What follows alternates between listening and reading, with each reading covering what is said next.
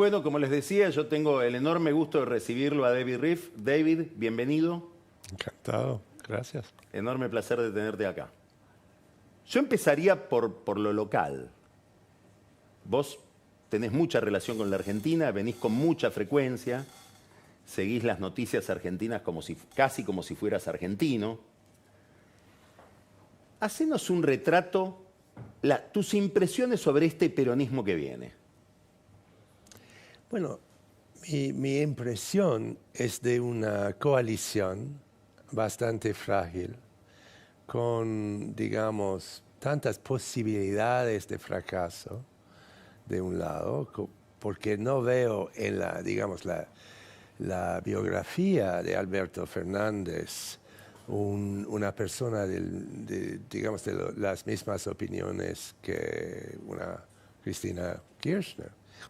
Pero también de lo que acabas de decir, están más vinculados ahora que uno hubiera podido pensar hace, no sé, 3, 4 semanas. Y no es, digamos, el regreso de Menem que uno hubiera podido pensar.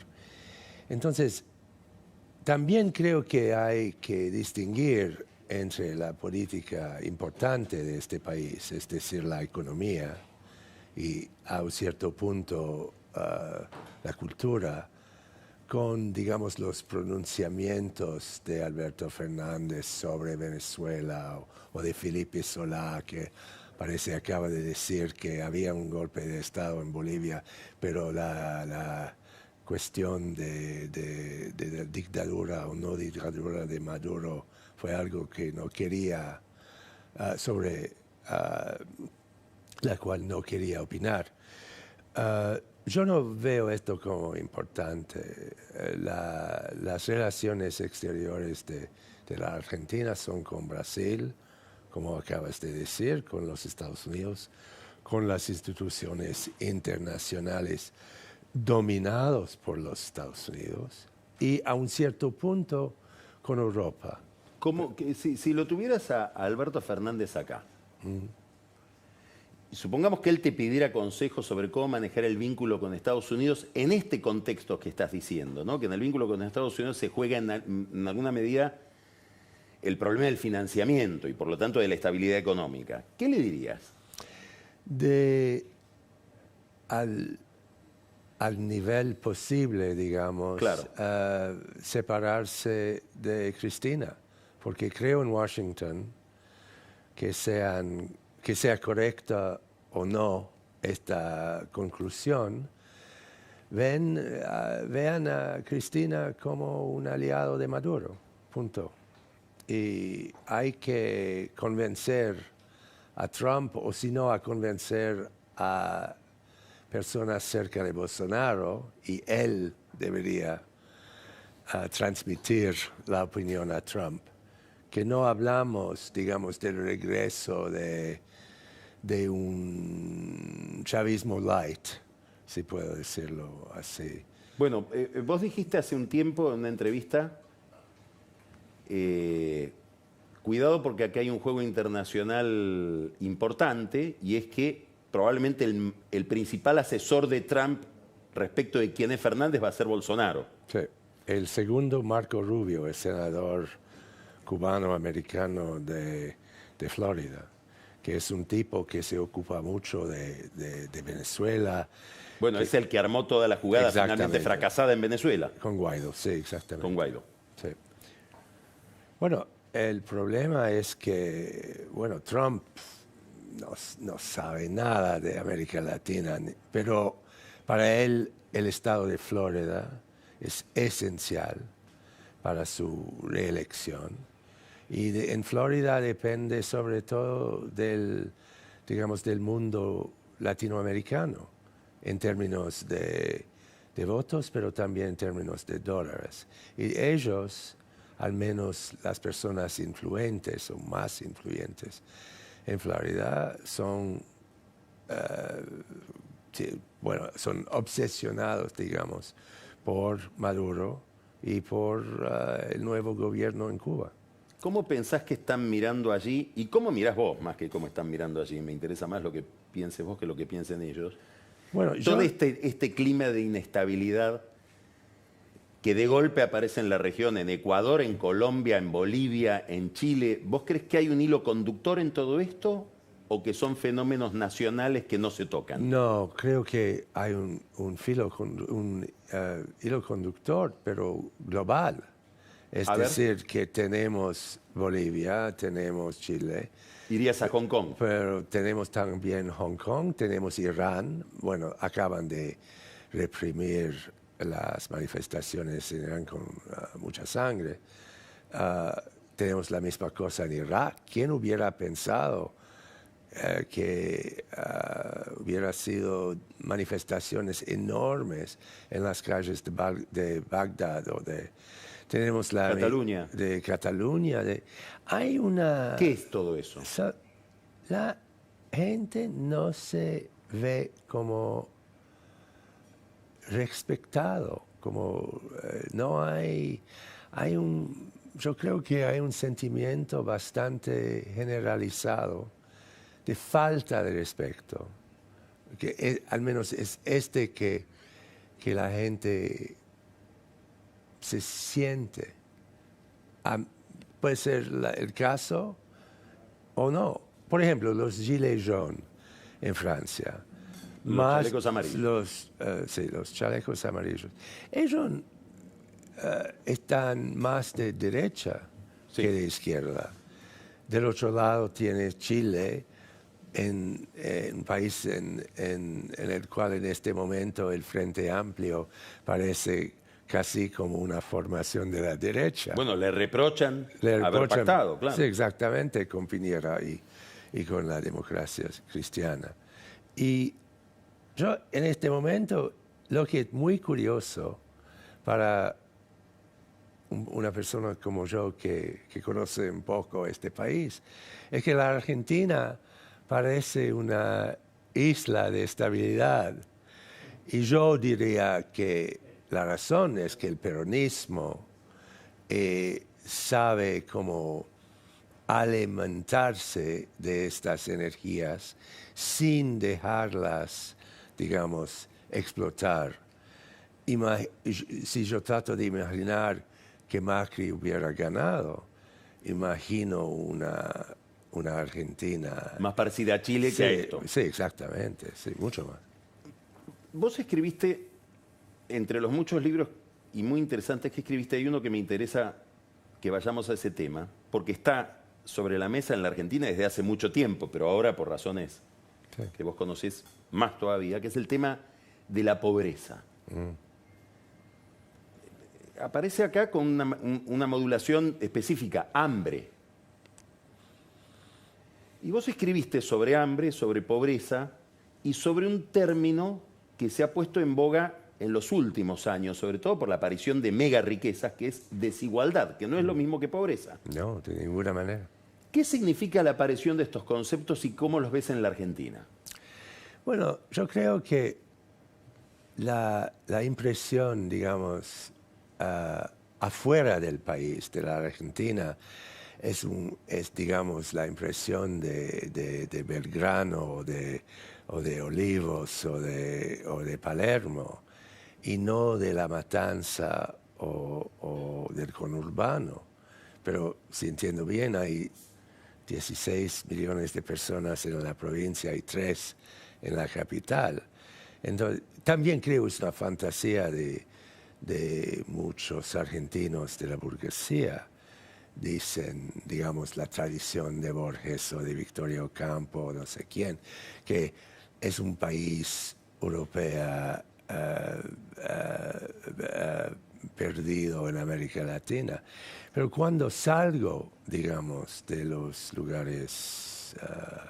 Al fin me encuentro con mi destino sudamericano, le hace decir Borges a Frida, ¿no? Sí, exactamente. Y ahora, cuando pasas a La Matanza, en el conurbano, estás en América Latina.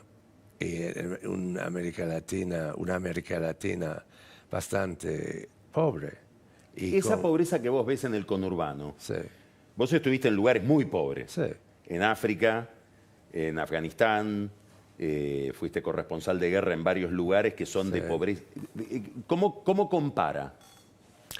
No, no el mismo nivel de pobreza, pero hay, sí, las cifras que leo que vienen de la iglesia y de nuestro amigo en común, Rodrigo Sarazaga, el nivel de desnutrición infantil en este país se acerca de niveles africanos.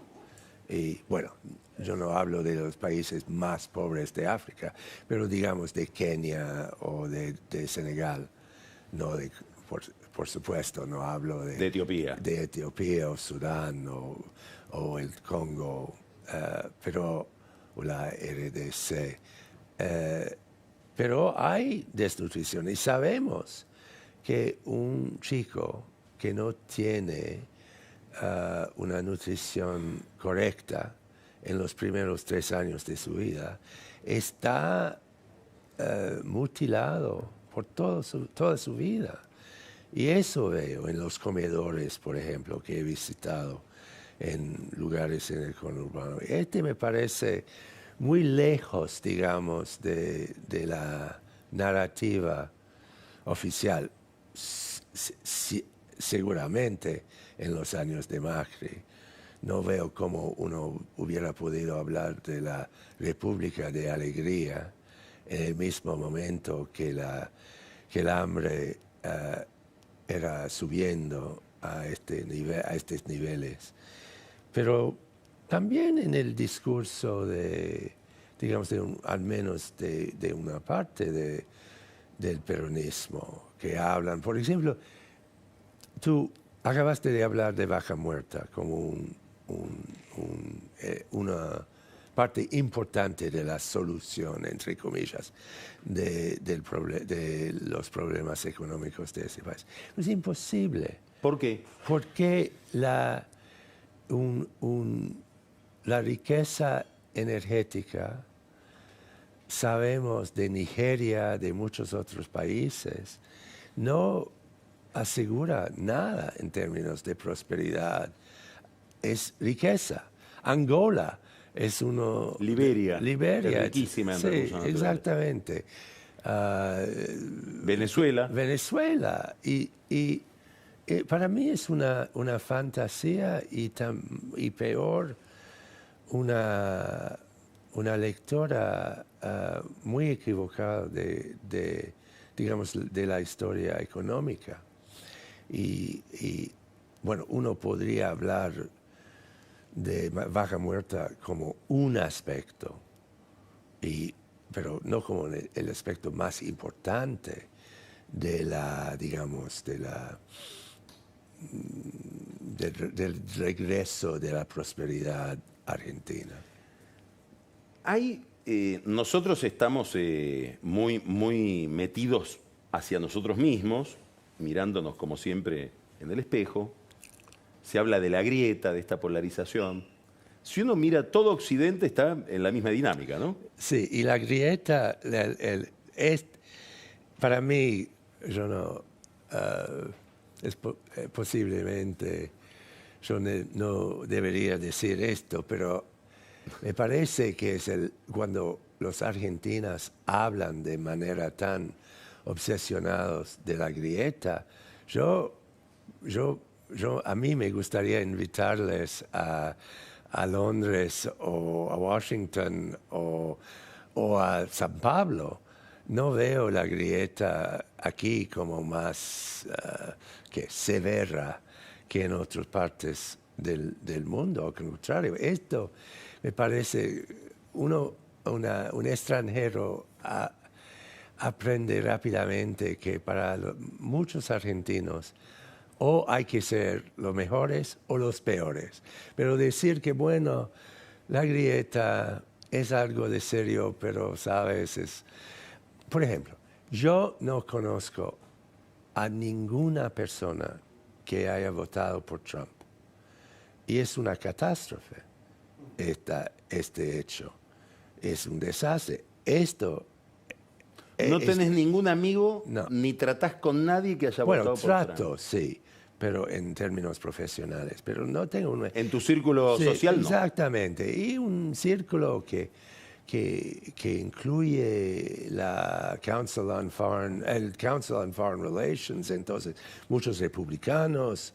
No soy un liberal de Manhattan que no conozco a muchos militares, etcétera, etcétera.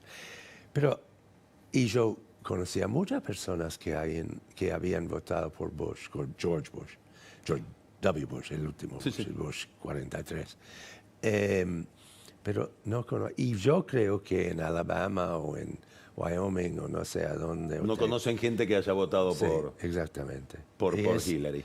Ahora, ¿qué significa eso? ¿Vos sacás conclusiones sobre el estado de la democracia de ese nivel de polarización? Digamos, ¿la democracia tal cual fue concebida en Occidente puede convivir con semejante nivel de aislamiento? No, hay que, tarde o temprano hay que cambiar esto. Si no vamos a, digamos, hay otros problemas con la democracia en los Estados Unidos, sobre todo el sistema de cómo financiar las elecciones, que es una invitación a la corrupción y también a la victoria de intereses particulares. Pero si de veras el país va a quedarse dividido en dos, con, digamos, campos completamente moralmente, políticamente, culturalmente antitéticos. Bueno, no va a sobrevivir la democracia en el sentido que lo habíamos conocido anteriormente.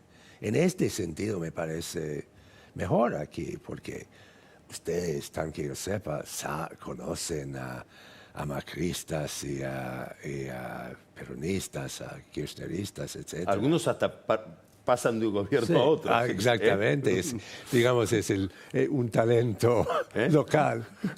La plasticidad. La plasticidad, sí.